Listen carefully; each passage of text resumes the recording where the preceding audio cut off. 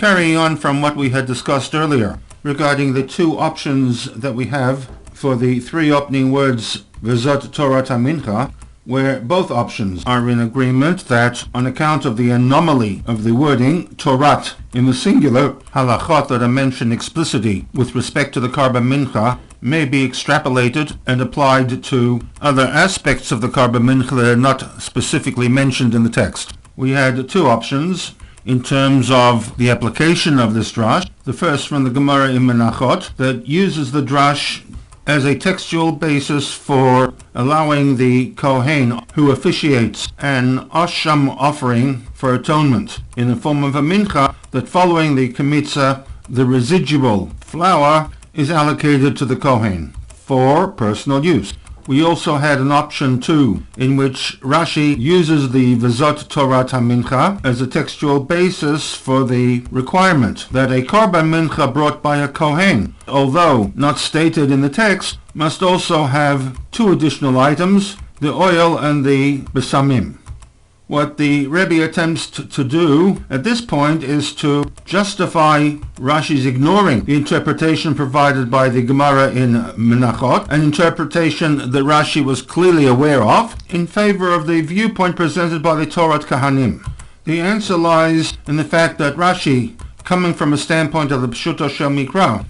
cannot apply the V'zot Torah Mincha to inform us of the status of the residual flour of the sin offering. This is because Rashi himself has based this halacha on a statement made in Vayikra Perek 5, the first set of laws pertaining to the atonement process for the violation of certain prohibitions. Vayikra 5:13 states that after the kemitza of a flour offering brought for atonement and the burning of that kemitza upon the mizbeach, v'chiper alav hakohen al chatato, the kohen facilitates an atonement for the sin, v'nislach lo, and the individual bringing the atonement will be forgiven. The pasuk ends with the three words v'haita lakohen kemincha, which on the surface the text seems to be equating the sin offering with a mincha offering. The text is silent with respect to what this comparison is made.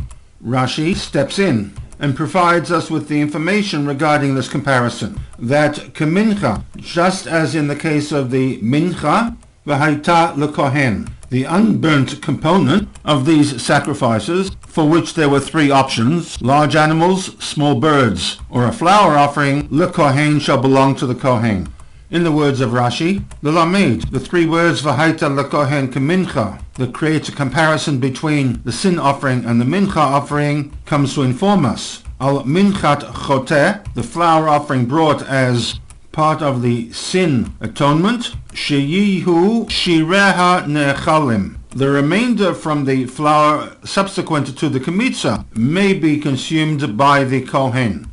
Rashi notes, zeho lefi pshuto. This understanding of the text would align itself with the Pshuto Shel Mikra. Rashi then goes on to provide a second, albeit midrashic interpretation for the comparison between the sin offering and the mincha. What is germane to the SICHAH, however, is that Rashi cannot accept the commentary offered by the Gemara in Menachot to the words V'zot Torah Mincha as referring to the residual status following the kemitza, because he has personally read that information into Vayikra 5:13, and therefore in his commentary to Vayikra 7 V'zot Torah Mincha he applies it to the requirement that when a kohen brings a korban mincha, it must contain the three items, flour, oil, and besamim.